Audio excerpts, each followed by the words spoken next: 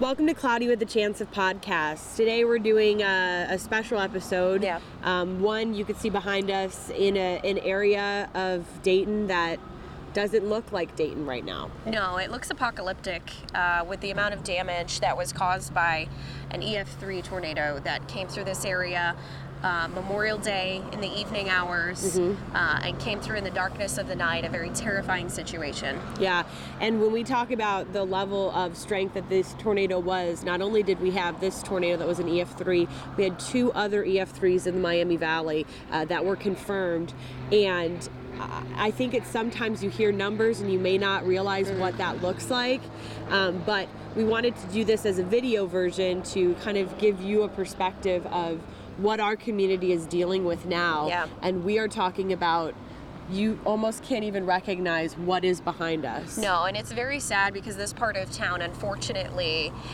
is an area where you can tell people don't have a lot of money. Yeah. So it's going to be difficult for them to clean up and rebuild. Yeah. And hopefully I've seen people coming together to help them get back on their feet, and hopefully this isn't going to take too long. Yeah. So we want to tell more of, some people that we're meeting today. We're going to walk around, but McCall, I do want to talk to you a little bit because McCall was on duty that night as our chief, and she was there when the first tornado warning was issued around 9 o'clock, and she covered these storms as they rolled through. And I just want to hear, your perspective. As meteorologists, we often talk about we're using the radar as such a tool to help us see into a storm. Yeah.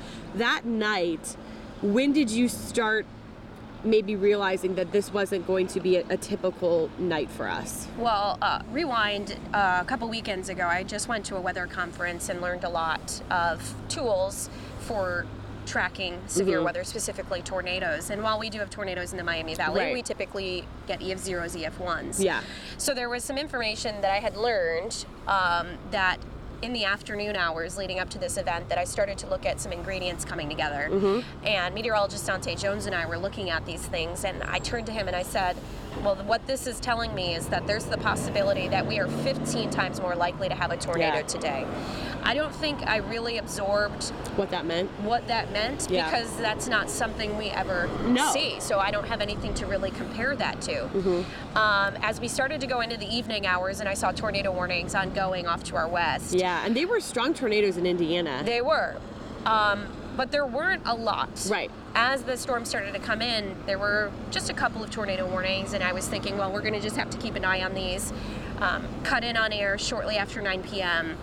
And then, for lack of a better phrase, all hell broke loose. Yes. And I was using all of my radar tools, and the first twister that I saw, which was causing damage, was the one in Salina. Yeah. And on air, I said, this is causing damage. Like, this is happening right now.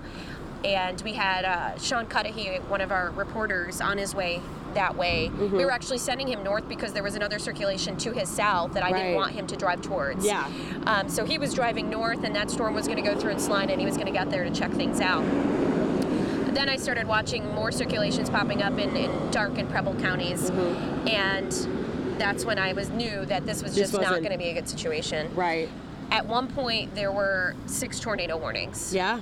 And the one that was the most intense was the one that went into Montgomery County. Right. And if you were watching the live stream on air at that point, I got choked up. Yes. Because I realized how large the damage was, and I could see how highly populated it was in that part of Montgomery County. And it was the worst case scenario. And we keep really close contact with the National Weather Service. And they put out a statement that there was a large violent tornado on the ground.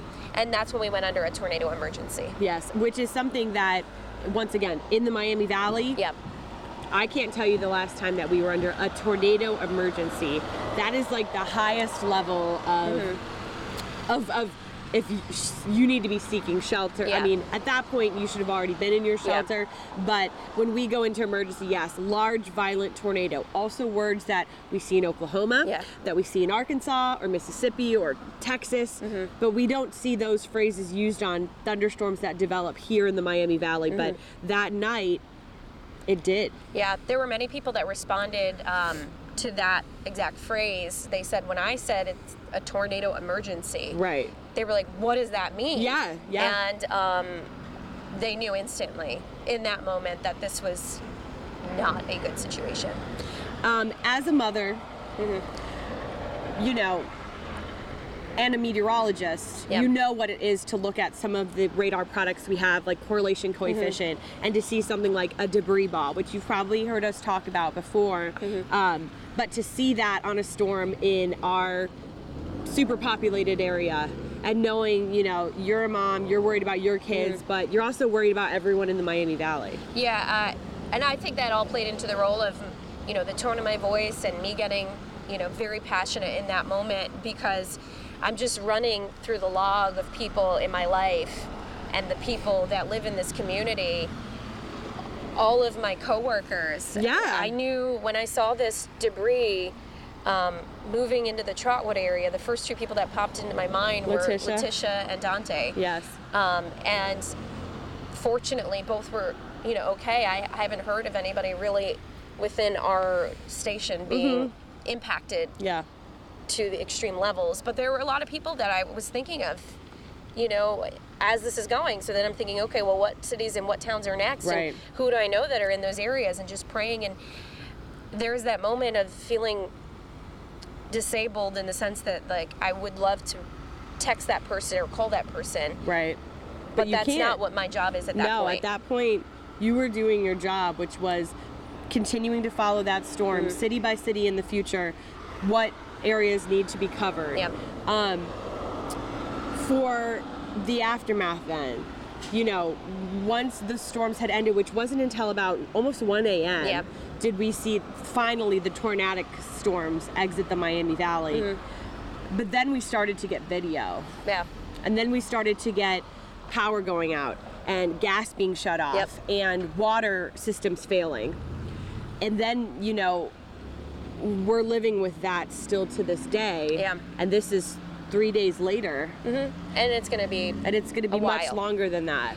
We'll get the gas back on, we'll get the water back on, we'll get the lights back on, but this cleanup and the repairs and the damage, that's going to be weeks, months. Yeah. And we discussed this just yesterday, is that it's surreal because you can be here and see this craziness, this damage, and then just drive 3 blocks over and there's nothing. Nothing. Yeah, and it's a totally different world, and that's what makes, you know, it's so different when you're dealing with, you know, we see hurricane damage and you see how widespread the swath of flooding and the swath of damages for that. Tornadoes, you know, they're so much smaller, but they're so violent, and this was just so violent. Yeah. And it stretched, I mean, we've got a corridor of damage that goes pretty much through the entire central Miami Valley, almost along I-70 actually. I was looking at some of the plots there. And so if you're north or south of it, unless you're up in Salina or, you know, Wapakoneta, there was a huge chunk of the Miami Valley that was like, what happened? Yeah. And yesterday, when all the confirmations of tornadoes are coming in, and the National Weather Service at this point when we're taping, they're still surveying. Yes, they're still surveying. So this number may climb, but we were up to 13 tornadoes. Yeah.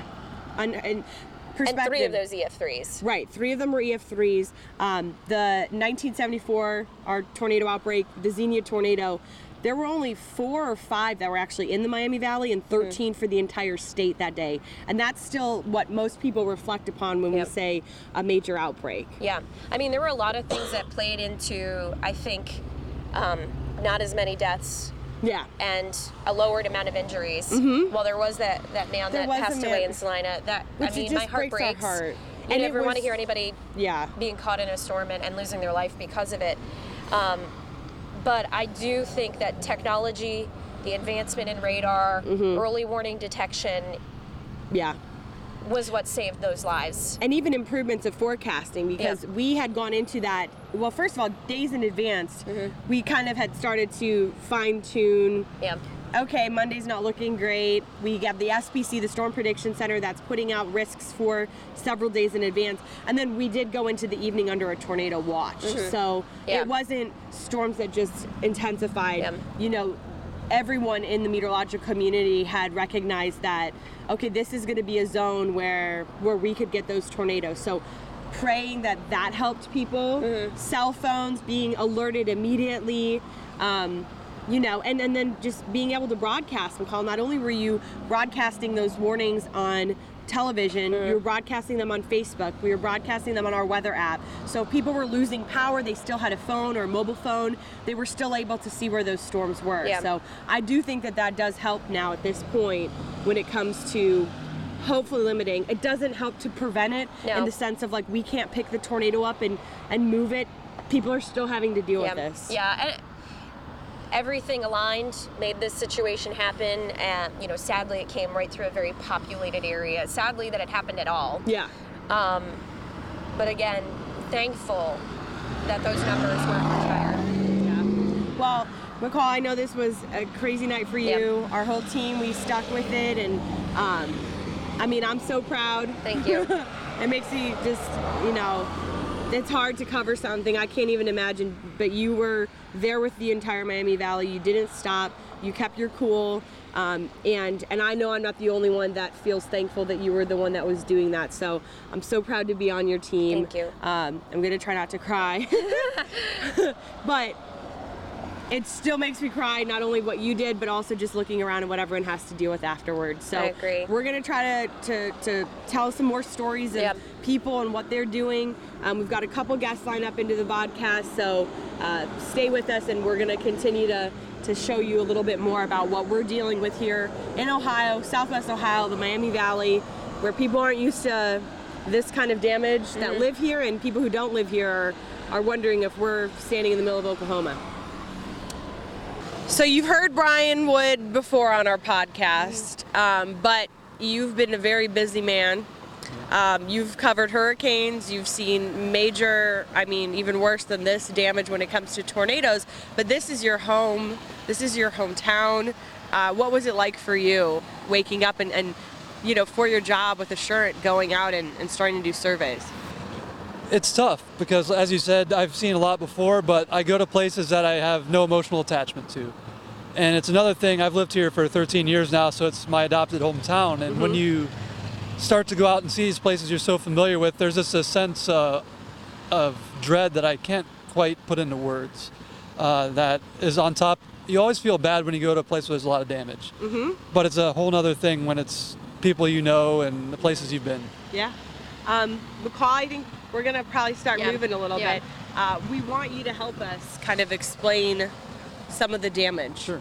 Yeah, so we're going to take a walk, Bryan, and first off to our left-hand side, I mean, words really cannot describe what we're seeing here. Yeah.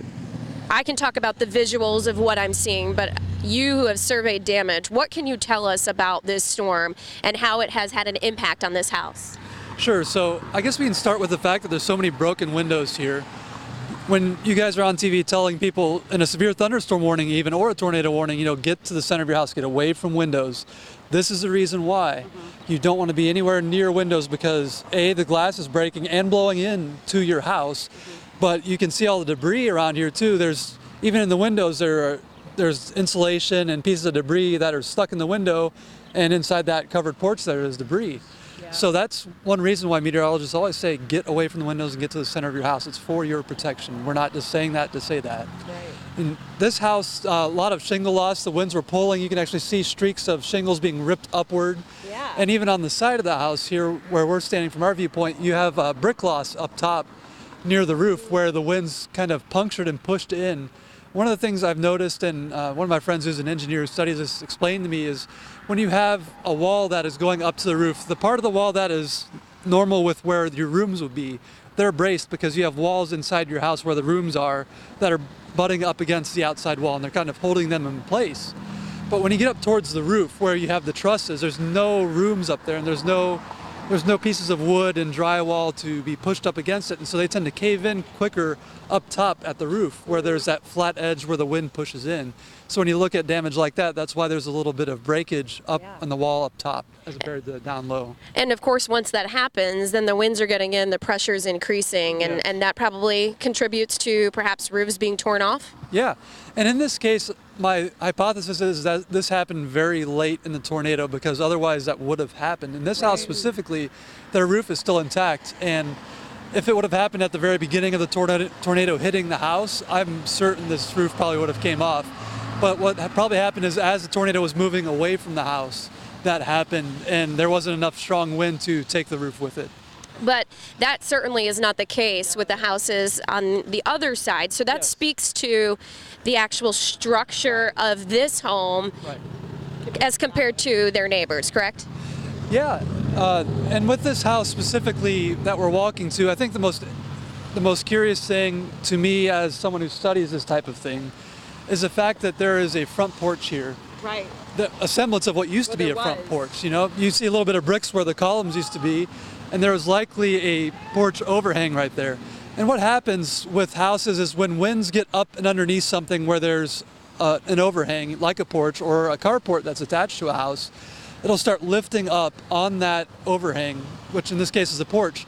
And if your porch is attached to the roof, then it'll start pulling the roof off with it because that overhang is going to be lifted up and start flying into the air. And if it's well secured to your roof, it's actually going to take your roof with it too. And if you look towards the back of the house, you'll actually see that the part of the roof is still left in the back of the house. That definitely tells me that the damage started from the front and moved towards the back. And for whatever reason, the way they built the roof, it didn't take the back quarter of the roof off, but the first 3/4 of the roof came off with that front porch ripping off. And once again, you see a 2x4 debris impalement Yes, going look at that. through, Right going through through, the siding. yeah, right through, and it probably went all the way through the drywall as well. Well, and meteorologist Jesse Mag made this point when he was out doing his survey. We usually see EF0s, EF1s, and that means on one side of the street we're seeing damage going one way, and on the other side it's going an opposite direction. But this speaks to how large it is because everything is just the same way almost. Yeah. Typically in EF0s and 1s are very narrow tornadoes, like he said, and so when you have bigger, stronger tornadoes, they don't necessarily have to be wide to be strong, but in a lot of cases the wider tornadoes are pretty strong, and so you have not only a wider area of damage, but a very consistent amount of damage, especially in neighborhoods where all the homes were built around the same time. That means they're probably built with the same construction method, so they all the homes will behave the same in the wind. Wow. That's definitely what we're seeing here. I think what was also interesting, the point that Jesse had made as well, and you kind of talked about it already too, but the interior, there's a lot of people that get nervous they don't have, a basement per se, but just seeing how important it is to get away from the outside parts of your house and to get as far inside and into whatever interior room you may have. I mean, just seeing that 2x4 just through the side of the house like that. And you've got pieces of siding through the front window there, Right. knocking the window out, and you don't want a piece of siding or wood or anything coming at you at 100 plus miles an hour. So you got to put as many put as many walls between you and the storm as possible, because those walls might end up saving your life just because that debris might come through your house but hit another wall, and you're saved. Well, we know that Bryan is a storm damage analyst, and part of your job is to help with people on the insurance aspect. Yeah. What advice do you give to people that are living through this right now? Right. It's going to be a long process, especially with this type of damage. You know, when we go back to when you talked about the EF0, EF1 type damage, that's the kind of thing where you lose a little bit of your roof, maybe just some shingles. You can still live in your house. But as you can see with these houses and in many places in Beaver Creek, Trotwood, Brookville, Clayton that I've seen, there are people that they're going to have to live outside of their house for a long period of time.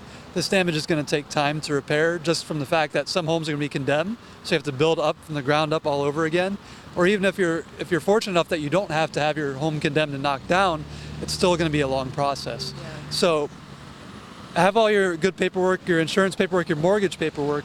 One of the things that people tend to forget is that when you have an insurance claim and you have a mortgage company who's lending you money to your house, that the mortgage company will also be on that check that is cut to you by your State Farm, Allstate, Nationwide, and you'll be working with your bank to help make the repairs, and the bank will help you make sure that as repairs are being done, that the money is dispersed. That helps prevent fraudulent contractors from taking all the money up front and running off with it and never repairing your house. The vast majority of contractors are not those people, but the people who are fraudulent tend to pressure you up front, tell you, we need the money up front, can you sign the check to us? When you deal with people who are coming to your door, ask them for a license, ask them if they're bonded with the state, and then you can take their information, but don't commit to anything. Go back onto Google and research them and look to see if they're a legitimate company. Legitimate companies who have been doing business for a long period of time, they're going to have records that people can see, whether it's the Better Business Bureau, or even just Googling it, people will have reviewed them, and you can look and see that they're a legitimate company. Thank you so much. I mean, that's great advice because yes, we're on day 3 now, and I mean, this is going to be a long process for people, and don't rush it at this point. Try to do it as properly as you can, just to make sure that you guys aren't, that people aren't getting scammed out of their money. Yeah, and the process is going to take a long time. There's going to be a lot of contractors who are busy. People are going to have to wait to get repairs done because we only have so many contractors and we have a lot of damage. Some companies will bring in people to supplement and help from out of state, and that helps. But for some people, you're going to have to wait for maybe a month or 2 before you even start rebuilding, just because of the fact that there's so many homes damaged. And that's a hard thing to deal with. You want to get back to as normal as possible. You'll never get back to completely normal because your house is damaged, but some people want to get back as close as they can as soon as possible, and sometimes it just does not happen that way, unfortunately.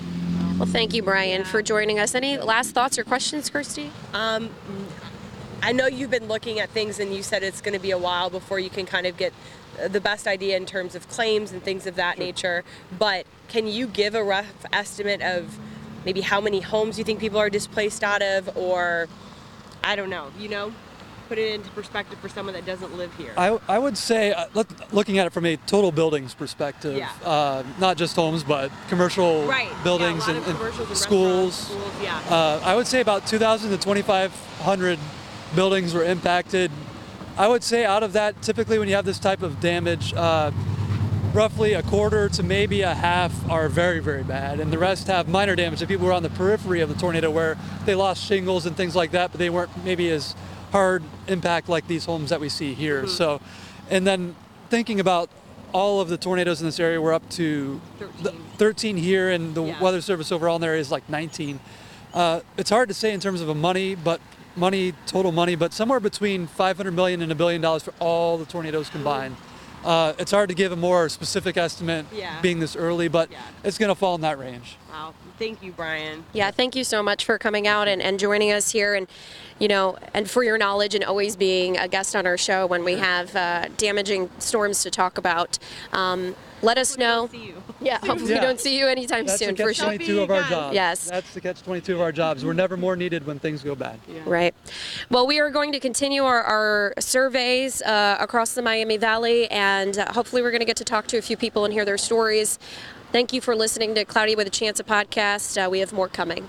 We moved to another location, Kirstie. Now we're in Trotwood looking at the damage here, and this is in more of a neighborhood area, and it is insane, the damage. Yes, this is just debris from the 2 gentlemen that we had met earlier, their backyard. This may have come from someone else's house, you know?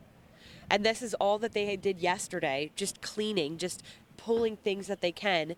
The one man that we had met, he had spoken about his wife, that she, real quick wanted to look, and he pulled her away real fast, and we looked at his house, and their windows are completely blown out. Yeah, he used the analogy that it was as if someone was throwing like 1,000 knives through the window. Yeah. So this is just terrible. I mean, literally neighbors here, just every single house on this street is either missing part of the roof, is completely missing the roof, has massive tree debris because it's a neighborhood with beautiful older trees. Yeah, they're all they're just completely broken, snapped in half, and that's all debris that needs to get cleaned up. Yeah. And you can see on the side of this car all the damage, but look at all the mud. That's what we call backsplatter. Yeah. So what a tornado does is it picks up that mud and just throws it against everything, and you'll see that backsplatter everywhere as this tornado ripped through this part of Trotwood. Yeah. So this is just, a little bit of a neighborhood view. We kind of showed you some of the more of the business district that was in the Dayton area as well. And we're just going to kind of keep talking. We've got some water to pass out, and we'll check back in and share some stories.